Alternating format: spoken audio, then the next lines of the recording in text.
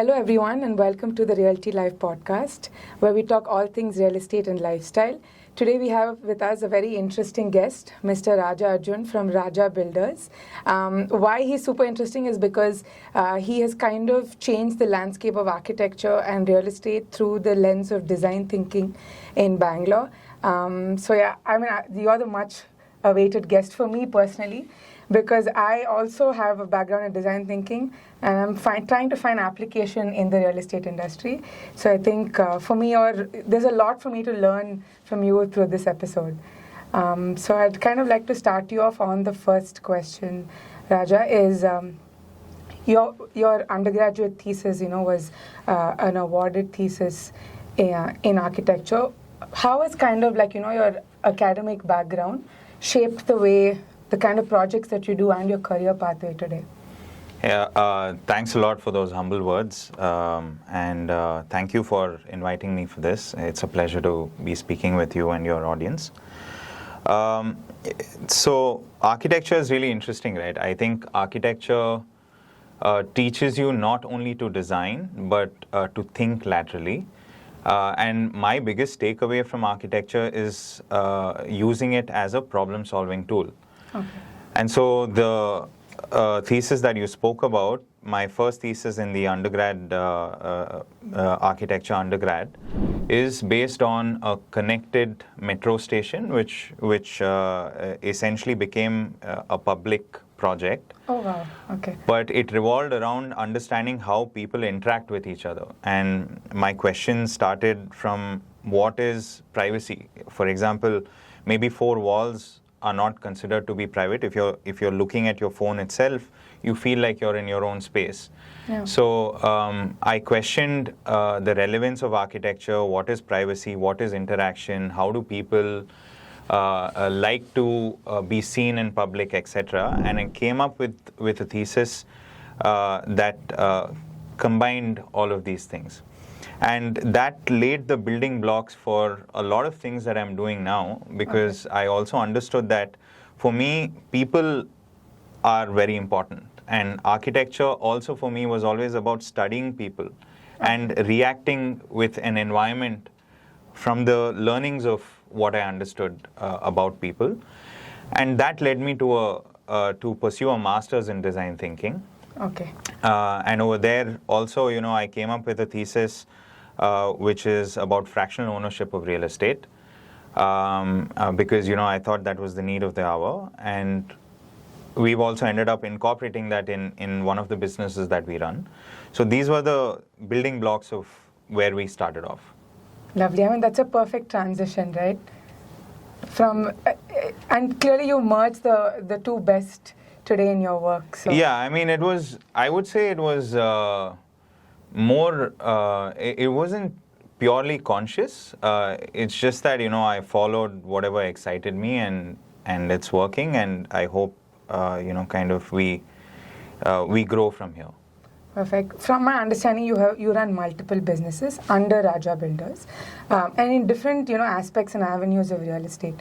Just take us a little bit of through what each one does and how they kind of connected. Yeah. So Raja Builders, founded by my father, it's more than 50 years old. I'm a fourth generation entrepreneur. Oh, wow. Okay. And under the entire family business, we have manufacturing, automobile, agriculture, real estate, hospitality. And I primarily focus on real estate. Okay. So that is the overarching theme of all of the companies that I work on. And the working principle of all of these real estate-based companies is design and design thinking. Okay. So that ties up. One is the sector that I'm focused on, which is real estate. And the other one is the design and design thinking principle that helps me, kind of differentiate it and function on a daily basis. And one core strength of mine and position that I function under in all of these companies is to be a director of strategy. So I overlook the strategy of all of these companies. So to quickly touch upon the companies that we primarily function is Raja Capital. Raja Capital is a land aggregation company and it's basically demystifying investing into land itself. Again, focused on millennials. Then there's Raja Builders, which is a more traditional real estate company, but everything that we do in Raja Builders is centered around design itself. So we are coming up with typologies that are new. Oh, wow. Then there's OCD, Office of Cognitive Design, which is the services division, which overlooks design itself. And there, it's a design thinking company that focuses on making homes and hospitality spaces. Okay, so that's architecture and interiors. Architecture, interiors, and even product, which Okay. is furniture and lighting. Then we have RSPM, which is a facilities and property management company. So we take up management of other built properties, not just ours. And then there's Building Steps, which is aimed to be India's largest home improvements platform. It's an e-commerce and chat commerce company to buy construction material. Oh, wow. So basically, if someone comes to you, you have A to Z solution. Yeah, so that was the vision, right? I mean, the way I saw it is real estate, it's not as simple as saying that it is one function. To put up a project, there are so many specialities and specializations that you need to do that I realized that maybe the company that I want to build can have all of these specialized companies. So the architect is very important. I have a background in architecture. You know, procurement, execution, and managing a project is super important. Marketing is super important. We're working towards becoming a company which provides realty or real estate as a service, essentially breaking down different moving parts of a traditional real estate company and making them individual businesses which can survive and thrive on their own.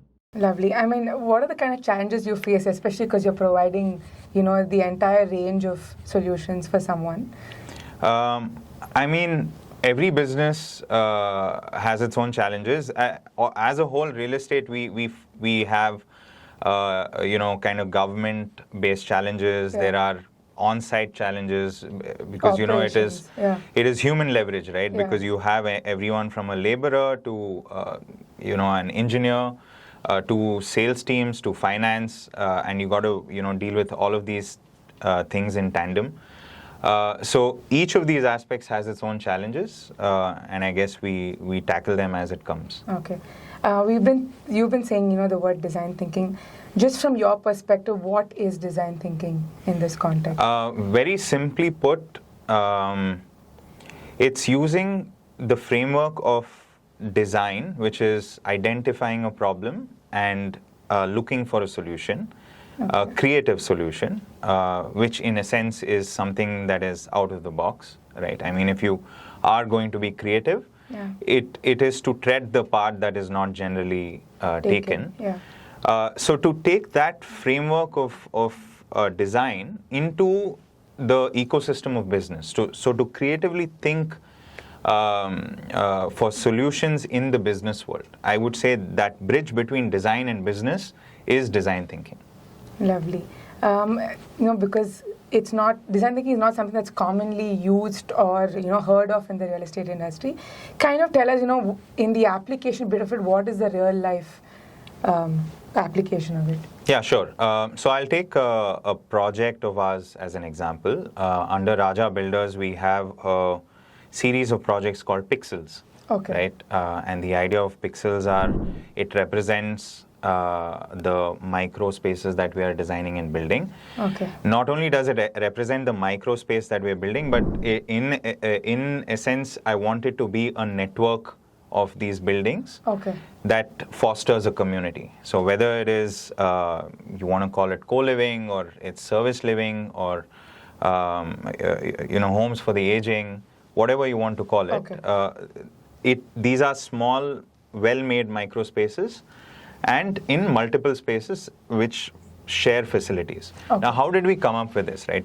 So we need to empathize first. So starting from empathy, first step of design thinking, you identify a problem by studying your target audience. My target audience is the millennial today. Most millennials think that, you know, real estate investing probably doesn't make sense. Maybe they already have their first home. or it's really expensive, even if they think that it makes a lot of sense. It's really expensive to be in the area that they want to be. So how do we do this? With a series of interviews with interested investors and uninterested investors, we put down a case that the typology that doesn't exist is the small space, right? So then you go on to prototype it, and then you go on to construct it. So the most recent one is close to Cubbon Park. Okay. So location-wise, it's very friendly. CBD, it's ideally. Ideal location for anyone who wants to be social, right? So it tick marks all the locational advantages that my customer segment wants. True. And then to study all of those plans that are great micro spaces and combine it with my interview questions and come up with plans that make sense, which are absolutely new. It's not that I've just ripped it out of another building. It's to come up with a brand new plans that function. For example, I realized that maybe a dining space is not as important for a millennial, right? Maybe you're on the go and you're actually dining out 2 times a day or whatnot. So the dining table over here is something that is a fold-out dining table, and it takes up a space when you want to take up the space. You want to work out in your bedroom. You want to work out of your living room. Okay, so there's a Murphy bed that converts the bedroom into a workout space for that 1 hour. Oh wow! Right? Okay. Or to say, the kitchen. What is the importance in terms of hierarchy between the bedroom, living room, kitchen, and the toilet? How do you rearrange this entire kind of plan itself? So there are a bunch of things that we've done over here that has allowed us to come up with a product called Pixel. Okay. And this is the entire gamut of empathizing with the user to prototyping and constructing an entire model from the design thinking principle. I mean, very interesting concepts. Has it gone, do people live there now? Is there a product that's out there for people to... Yeah, so we've already built 2 Pixel products. This is the third Pixel project. In the first 2, people are already occupying it, and we have very happy customers. The third one, we just received our OC, occupation certificate. And we start selling within a month,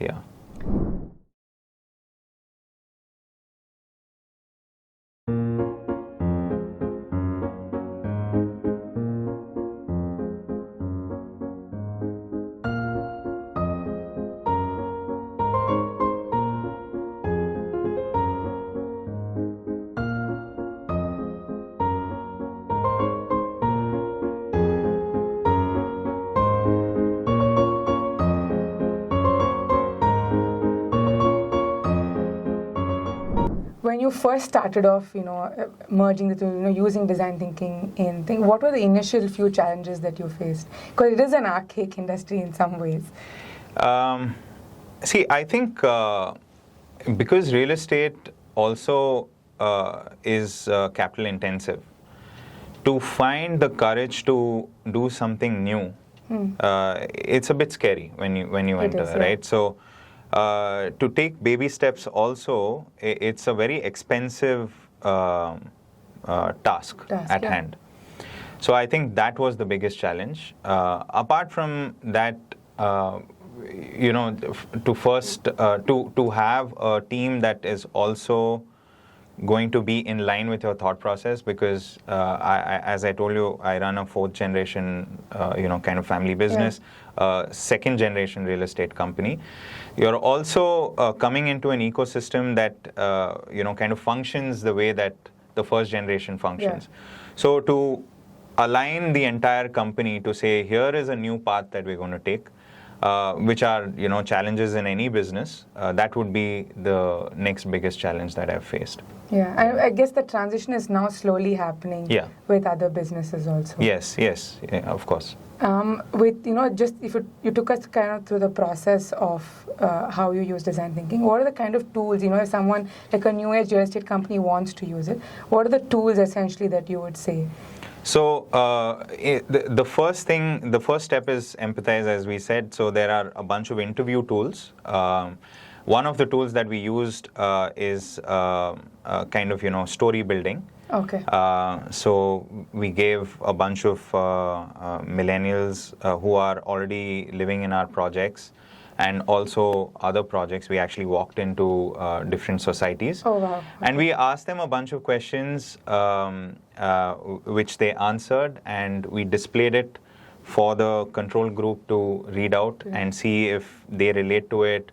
To bridge the gap between communication. A lot of people don't know how to say things, so you use the same question in different ways and take out your inferences, right? Yeah. So starting from there to prototyping, coming to the physical space, stepping to step 4, we built mock-ups of the, like for example, if I ask someone, would you be okay for a dining table that folds out?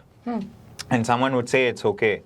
But do they really mean it's okay? Yeah. So we built out the entire 500 square feet prototype in off-site, and we called people, and we actually took feedback from the space itself. And we got a lot of feedback that were alternate to the interviews that we took in the beginning. Oh, wow. So combining these two from the prototype level and from the initial interview, then we come up with a design. And it looks like a time-consuming process. It is. But if we, as I said, everything that we do is centered around design and design thinking. And if I'm putting out a statement like that, I want to be very responsible to kind of to use that in every step of the process. Okay. And effort is compounding, right? Everything is positive compounding. Yeah. Maybe the first one takes this much time, but maybe the 100th one doesn't take this much time. The learnings are faster also as you go. Absolutely, yeah. How, I understand you've used it in design thinking in building products, new kind of real estate products. How is it kind of tied into running a business?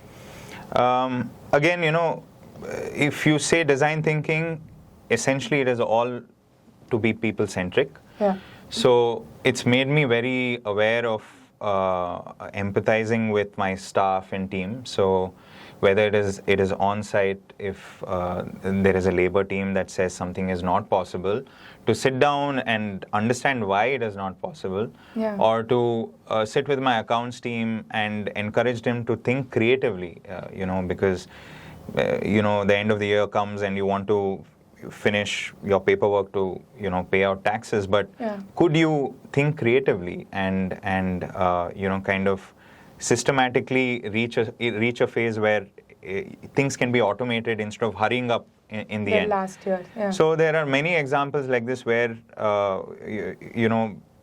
I've just gotten down to the people that actually function in all of these divisions and come up with new solutions.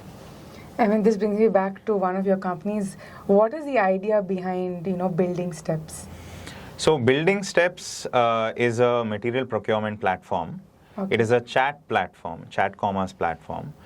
How I came up with the idea is that while running OCD and RSPM, which is a facilities management company, OCD is the design company, we've designed and managed more than 1 million square feet. And to do this, you got to learn procurement is a very important module of kind of executing efficiently. Otherwise, timelines and budgets can go haywire. Yeah. While I was doing all of this, I realized that for a professional like me itself, it's really, really hard to know the prices of all of the products out there. We have 1 million SKUs that are currently listed on Building Steps. You usually have a separate team only handling. You have a separate team. And if you're going to design something, you got to know all of these SKUs, right? So if you're going to come up with something new, it makes no sense to visualize something and not know how to execute it. So I got deeper and deeper into pricing and products and found that there are so many tier 2, tier 3 manufacturers who don't have distribution. And if a professional like me finds it hard, there are a lot more younger professionals that find it harder. Maybe some professionals aren't interested to, kind of learn this because they want to focus only on creativity. And imagine what the homeowners are going through. They may have a professional who's got their best interest as their priority, but if you don't understand how much a plywood costs you, or why a laminate should be $50 and something that looks very similar is 500 rupees, you may even feel cheated. That information bridge isn't there. Absolutely. Yeah. So that led me to think that there is a gap over here, and we ought to use technology to bridge that gap. Yeah. And I saw the only way to do this is because it's such a complicated ecosystem to navigate. I thought that chat commerce was the best way to go. All of this is based on previous experience. Okay. So if a customer or a professional comes onto our chat commerce, it's just integrated onto your WhatsApp itself, you can just say, I'm looking for a paint, I'm looking for this color, and it'll throw out 5-10 like options. ChatGPT for exactly. For procurement. Exactly. Yeah. Instead of going to any other website or getting overwhelmed at a store, you absolutely pick what you want. And then we've tied up the e-commerce in the back end in case you want something that has long lead items and you want to explore a broader spectrum of products. There is the e-commerce site itself. Lovely. I mean, for me, it's actually tingling my things because a large part of what we study academically is to find the right problem. Yeah. And this essentially, for me, at least as someone who's just entered the industry, it is a problem. I know nothing about material procurement at all. So this is a great platform. I think even for people in the industry to use it, not just homeowners. Yeah, absolutely. It's for professionals and it's for homeowners. So we'll be launching in about a month. We're ready with the platform itself. Okay. But our aim is to be India's largest home improvements platform. Lovely.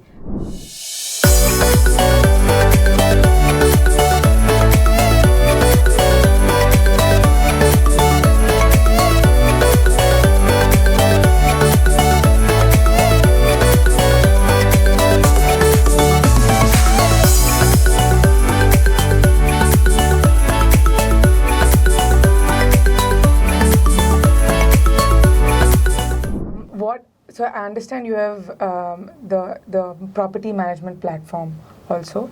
What does that do? So the property management company essentially provides project management. Okay. Again, this comes from the perspective of design. Our clients are mostly designers, architects. So we function as an extension of the designer. Okay. So a lot of architects find it very hard to, bring their, visual into reality. Okay. So our expertise over here is to bridge the gap between what the client wants, what the architect wants, and what the site thinks it can execute, and actually make it happen on site. And after that, after the execution, then there is a problem of maintenance. Maintenance, yeah. So we also offer maintenance of hospitality projects and the home projects that we execute. So this is what the RSPM property management company does. So we've touched on you touched on tech, I think, in almost every aspect of your business. What do you believe is the future role of tech in the real estate industry? See, the industry really needs an overhaul in terms of transparency, right? Okay.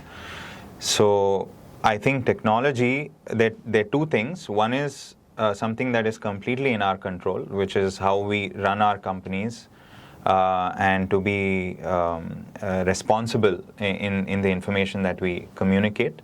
And so we use technology there to have an overview of following every step in the complicated business of running a real estate company. Yeah. And the next is a bigger idea where I would say the future is to combine the digital and physical world, which is phygital. Yeah. So it's not going to be too far away or too far-fetched to think that we're going to be interacting with the environment that we're going to live in. We already have voice-controlled lights, ACs, geysers, fridge, etc. And it's very easy to kind of make a home smart. Now, it's going to be very cheap in the near future to make a home very smart. Yeah. Now, how do you manage a person's life within that house, I think is going to be very exciting for real estate. Wow, do I see a new venture there too? No, I think it will be a natural transition into envisioning a real estate company into something that provides this. So maybe it's the Pixel, the next versions of Pixel that'll get smarter and smarter as the customer evolves and asks for it, because ultimately we react to what our customers want. Yeah. What I've been seeing is that this concept of a new age real estate company, has been floating around. What is your view of what a new age real estate company would do or could be? It's a combination of everything that I've spoken till now, but I think overall, I would like to say that I think realtors are depicted maybe in movies, and generally people think that it's not a very, what do you say, straightforward business, and so the entrepreneurs behind it are not very straightforward. Yeah. But I mean, with your interviews and this becoming more public, you'll realize that people who are behind these companies have good intentions, right? And to bring that change in real estate and to change the brand image of real estate, I think is the need of the hour. That would be essentially the task at hand for every real estate company, I would say. Every new age real estate company. Apart from that, it's combining technology, being responsible with the products that you put out there. It's a combination of a lot of things, environmentally friendly, kind of design and construction.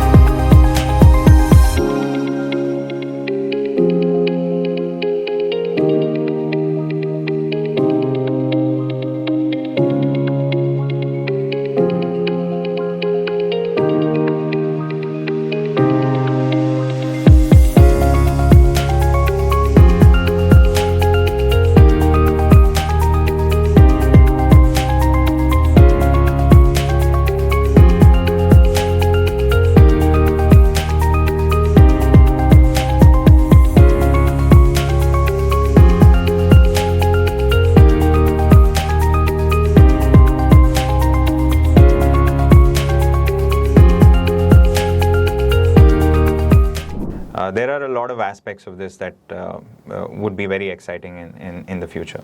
Lovely. I mean, I already see that you already have a differential in terms of what you do. But if you had to put in your own words how you're so different from the rest, no one in particular, but the rest of the industry, what would you say? No, so I've never focused on trying to be different. If being different is a result of everything that we're doing, then that's cool. I think that's the best way to I guess, I guess, because everyone has their own unique perspective to approach it. I am passionate about design. I am passionate about design thinking. I come from a real estate family. This is the only thing I know what to do, how to do. So I guess if that the combination of these things make me different, that's great. So Raja, from what I've heard, you kind of created your own small ecosystem within the larger industrial ecosystem that we exist in. The industrial ecosystem and the government system is kind of traditional in the way it runs. What are the challenges you face in kind of creating these new products, or pushing the boundaries on what you do in terms of work? So, one of the challenges is that everyone has to build according to rules, right? So we all function within that ecosystem, but there are the rules are written for us to follow, and a lot of rules are not used regularly. Okay. So when you come up with an irregular product like Pixel, a unique product like Pixel, you may have a lot of pushback by officials who think that the rules don't support something like this. So for example, if you build units that are less than 500 square feet or 50 square meters, every 3 units you need to give 1 car park. Car park. Okay. Right, depending on the area that you're in this one, it's every 2 or every 3 units that you have to give 1 car park. But the first time that we gave it for a sanction, it came back as there are lesser car parks. But technically, I had to go through the rules and find the right rules that fit a unique product, right? So it's a learning in this industry for me, and in any business, that you have to be an expert of your own trade. Okay. To do something unique, especially. So that is my biggest takeaway. It's kind of the new normal, right? You have to bend the rules in a way that actually suits the new normal. I wouldn't say bend. I would say use the rules to your advantage. The rules are there. I mean, it's not that we're creating anything new, but we need to educate ourselves to know if someone is saying something is not possible. Like, because I'm an architect and I also have an execution company, a project management company, I know how to build something. If an engineer comes back to me and says that something is not possible, I know how to make it possible. You have that gamut of learnings. Yeah. So I take the same principle even in terms of understanding the rules, right? So if I know the rules, when someone comes back to me and says that this is not possible, I know why it is possible. All in the legal framework. Yeah. Yeah. So, I mean, clearly you seem to know a lot, so it makes sense for you to start a new product. And I mean, there are veterans out there who know a lot more, but yeah. Lovely. So my understanding is OCD does projects internationally and, of course, in the country. What has that experience been like? What is the difference in working with international clients? And I think the biggest advantage of having an integrated design and build company in our real estate company is that it functions almost like an R&D division. Okay. I'm a great fan of value investing. I invest in equities. I study a lot of companies. And I see that a lot of companies that have an R&D division always come up with new products. And that is how I envision OCD, in the sense that when we work, design is an open-ended practice. Everyone has their own perspective of what is good design and what's bad design. Of course, there are a few things that are non-negotiables. I mean, light, ventilation, amount of space, ergonomics, etc. But what is good design is a very subjective topic. So when we've done projects internationally, the tastes the tastes of our clients that we've been exposed to, the construction technology that we've been exposed to over there, the kind of budgets, timelines, management, kind of protocols, daily rituals, how people function, think. These are all learnings that we use in cross-border practices, right? So whether it's a house that we've built in Dubai, we've used a lot of those learnings over here in a house that we've built in Whitefield, for example. So I think the biggest learning from the OCD side is to have a kind of real-time grip on what are the latest new trends and practices internationally that allows us to kind of implement in our own projects. How is it? How do you apply something? Like, for example, the way people live and the way people behave abroad in a home is different from India. How do you kind of adapt that into an Indian context? I'll give you an example. For example, in Singapore, there is a product. I'll stick to Pixel because I've already explained that in detail. What it is, right? So there is a unit typology, apartment typology, which doesn't have a kitchen. It's just a room and a hall, right? And it is made possible because of their food ecosystem. I mean, they've always had these hawker centers that Street make great food, quality food that's good on your gut, and like all of those things, hygienic, etc. It's so interesting. We've done many apartments in Singapore, right from we've done ultra rich to doing up an entire building of just room and hall units. Okay. Each unit goes for $1 million Singapore dollars. Oh wow! Right. Okay. So we've done 100-unit kind of this one. Having that experience of designing something from here for Singapore, there are a lot of Singaporean architects that have designed over here. Yeah. I'm very proud to say that we've done work in Dubai, in Sri Lanka, and Singapore, etc. So to do a set of drawings over here, execute or oversee something there in Singapore helps you, remotely manage projects over here. So whether it's to sit in my Label Road office and know that something in Whitefield can function well, or to take up a project in Mysore, we've expanded into Mysore, and to know that how to put the right protocols to not freak out, right? I mean, this experience has given me that confidence. So that is one aspect, which is a managerial aspect. And the other aspect is that when you, there is, every trade is an exchange of knowledge. The same goes to ours. Yeah. There's a lot that we learn from our own customers. When someone's building a house, there's a lot of times that they come with more knowledge than what we have.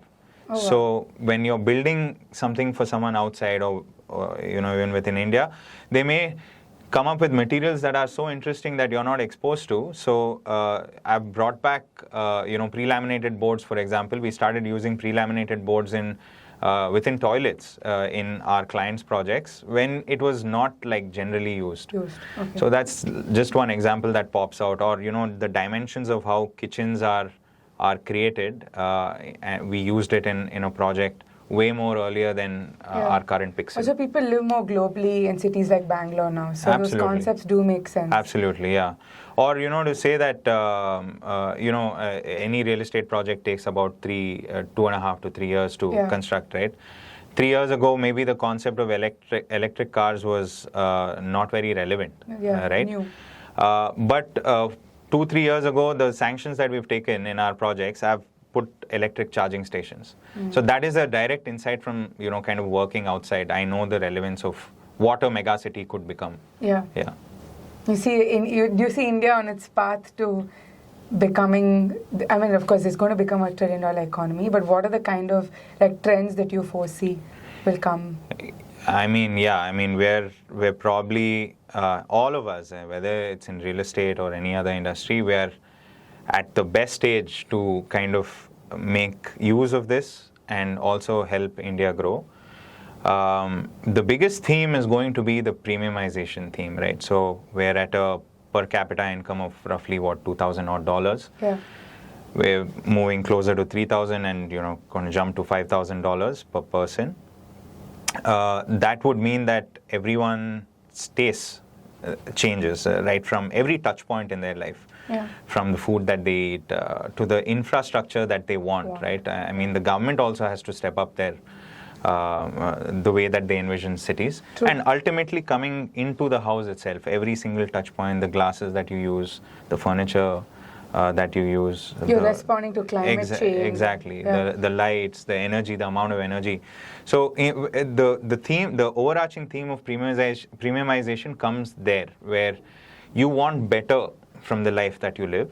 And I believe that would be a very exciting overarching theme from the trillion-dollar economy. How do you think the real estate industry, or what are the kind of things we could do to kind of, support that cause, or actually at least fit into the cause of it?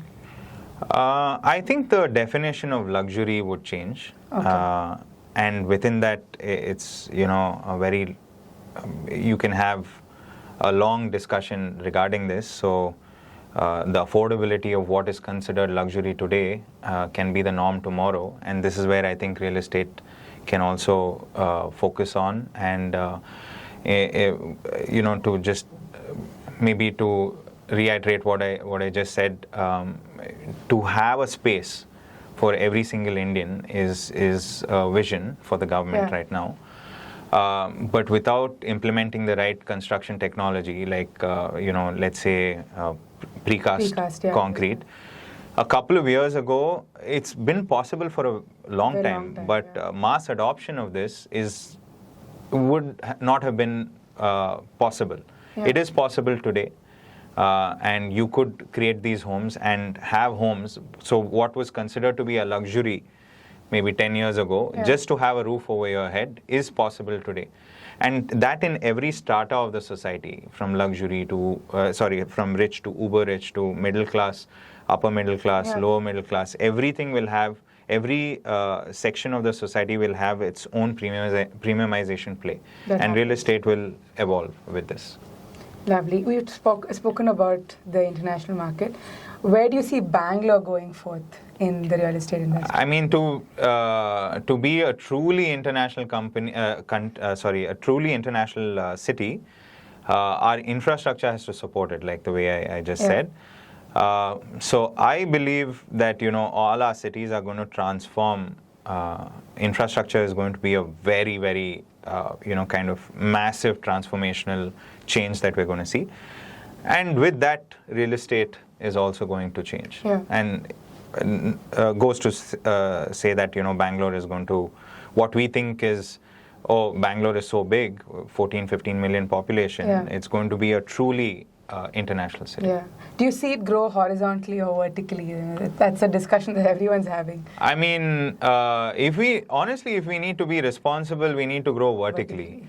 We can't keep destroying the land around us and keep going horizontally and, increasing travel times, etc. But if we're going to do that, it also, again, comes down to infrastructure. How is it that our infrastructure can handle all of these homes or offices vertically? There's that much more pressure on the drainage system, that's that much more pressure on the electricity grid, that much more pressure on the transport grid.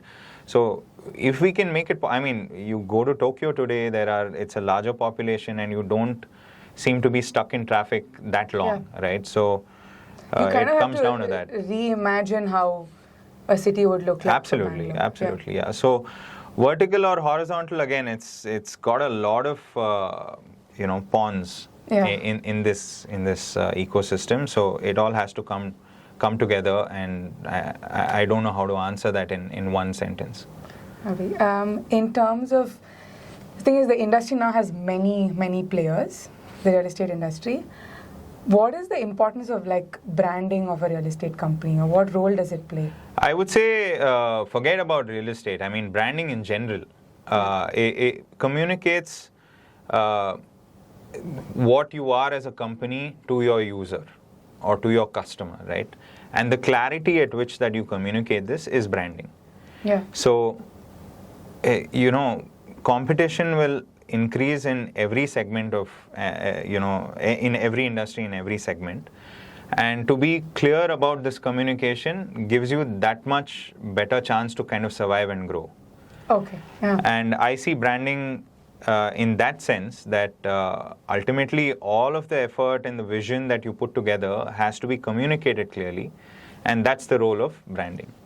I mean, do you think the audiences now are more aware of how this works, and do they actually look for certain companies that have an already differentiated branding? I think, I mean, everyone is intelligent. Information is freely available. The world is flat.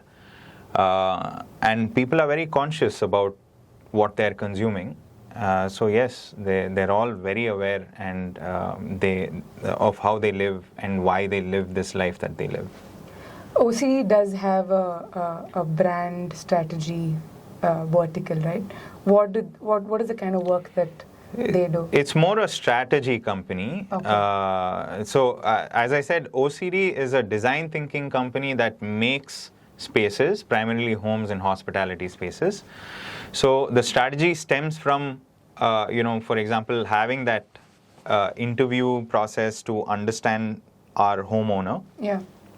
And understand every single touch point. How do you enter? How would you like to enter the house?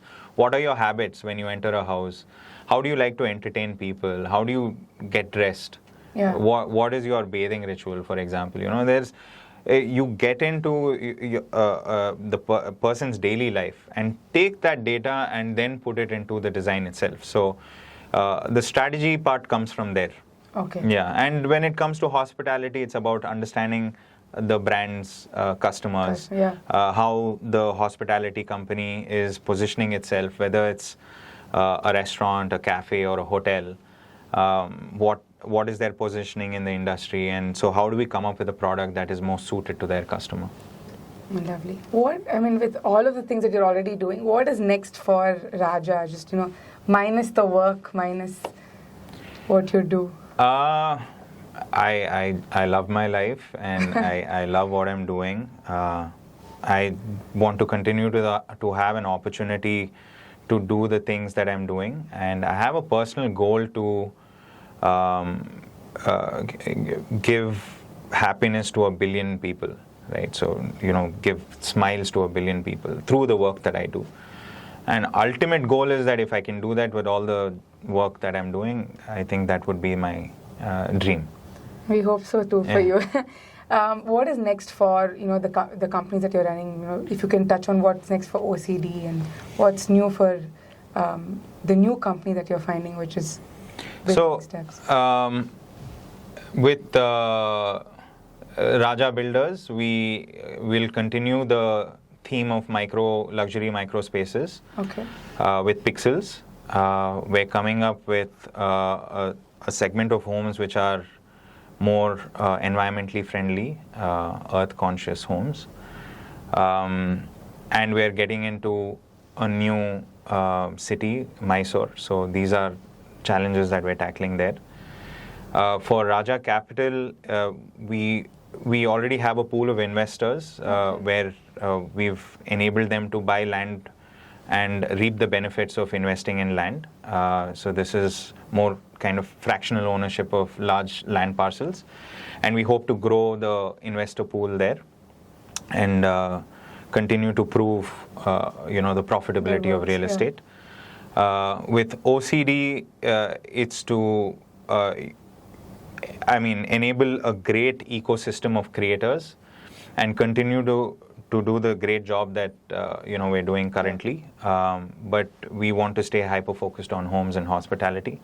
RSPM will basically aid the designer ecosystem and the mission that we have, which is basically become a design-driven or a design studio-centric management company. Okay. And with Building Steps, this is a scale play. We want to be India's largest home improvement platform. So we'll be launching with about 15,000 SKUs, but we have a vision to have 1 million SKUs on our platform within the next 1 or 2 years. So these are all the things that we have. You talked about what Raja Capital does. I'm a millennial. I don't necessarily see real estate to be the best investment. And what are your thoughts on it? Because a lot of millennials share a similar outlook. I'm a value investor. I'm a fundamental investor, fundamental trader also. So I love studying companies and investing in the equities market. Okay. And so I also follow a lot of people online, and I see them talking about this. Yeah. You see, let's just take out all personal bias, right? So right now, if you look at the last 2-3 years, you may see that equity beats real estate, but True. Real estate is a cyclical trade. And once in 8, 10, 11, 12 years, you see the cycle changing and it gives you outsized returns. So one is that you got to look at equities and real estate in a much longer horizon. So let's say 20, 30 years. And you will see that, it balances out. The second most important thing is that you're investing in all of these asset classes for different reasons. Yeah. By nature, real estate is something that you hold for a long term. So maybe you see that long-term compounding, and maybe that is the reason why it gives you that kind of a return. But there is also a sense of safety that's there, and it's completely in your control in the sense that you could, go ahead and sell it 10, 15 years from now.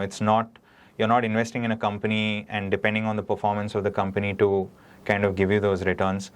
But it's more an emotional buy that has a financial angle to it in terms of real estate. But if you go to the data, go through the data, as I said, real estate should be comparable to passive investing. Because you buy something and you wait, right? Yeah. So if you see 1999, you're looking at Nifty 50 at maybe 800 odd points, 850, 900 odd points. And if you look at it today, maybe 20,400, 20,500 points, and roughly it's like maybe 2,500, 2,600% return. There are examples that we all know in our own industry, which has given us 10,000%, 20,000% in the same period, right? Yeah. And that's passive investing to passive investing. Yeah. Now, the same guys who, I find it funny because the same guys who go online and say that real estate is not a good investment are also investing into, let's say, like a DMart or McDonald's, whose business models are not entirely the food they sell. There's a real estate base to this. And all of that also grows, right? They also tell you that trading actively 99% of the people lose. So it's a risk it means that you have to, majority of the people have to, buy and hold, which is basically a passive strategy. Yeah. So you compare passive. If you look at real estate trading, of course, our timelines are longer, right? But there are situations where within 2 years, we've doubled and tripled our money. Because if you take that as a trading activity, land trading activity, it is coming from someone who knows industry knowledge, right? So then you can compare trader to trader. True. Or, to give you an example, we have properties where, maybe my grandfather or my dad has bought it for 3-4 lakhs. And the rentals today are 3-4 lakhs. Which means on a yearly basis, I'm compounding. On a monthly basis, sometimes I'm making 100%. True. With how the Bangalore market has grown. Yeah. So I think, everyone needs to, kind of manage their portfolio depending on their risk appetite. Real estate has its own pluses and minuses. Investing in gold has its own, investing in equities, debt. Everything has its own advantages and disadvantages. Yeah. So. Yeah, but you can't entirely say, okay, a millennial can't invest in real estate. Now with something like Pixel, that's also something that a millennial would look at. Right? Absolutely. Because, see, property has grown anything from 8 to 12, 15%, even if you say you've got it in an area that's already grown, 8 to 12, 15% per annum. On top of that, you end up getting anywhere from 3 to 8% rental return, depending on whether it is residential, commercial, how you run it, etc. Right? Yeah. So you combine that, and it's pretty phenomenal. So it's great. It's prudent investing in real estate. Of course, you have to be responsible in the assets that you pick out. Even if you go to in equities and pick out a small cap or any other company that you've not done your fundamental analysis, your money is going to go down. The same way that you do your research in this, you got to go through the papers in the real estate that you're buying. You need to know why you're buying something, and then make a informed, kind of a mature decision into investing and buying something. I think sometimes there's a lot of internet knowledge on what equities you could invest in. There's not a lot of knowledge on what kind of real estate products or what micro markets. That's something that's not really out there. Yeah, and that ties into a question that you previously asked me about what's the future for real estate. Yeah. I think these are gaps where there could be very interesting things to evolve. One such thing is what we're doing in Raja Capital as well. Yeah, hopefully that bridge Hopefully will see be more millennial investors. Yeah, hopefully. Lovely. That brings me to my last question. If there's an advice that you can give to someone who's starting off in the industry and wants to use design as the backbone of it, what is the advice that you'd? I don't believe in kind of giving advice. Or you can just get a free internship. But what I would say is, in general, do something that you're passionate about, because running a business is not easy. Yeah. There'll be a lot of ups and downs. So the passion that you have in your own business will take you through all of these things. I think ultimate goal is to be happy while you grow and earn money. And if you found it in real estate, great. I think one learning I would take is to actually know, like you said, know the trade before you get into it. Absolutely. Yeah, I think that's part of why I'm part of this podcast, is to learn the trade thing. But thank you for taking the time off and being on the podcast. Pleasure. I know you're very, very busy and have quite a few companies to run, but thank you. Appreciate it. Thank you.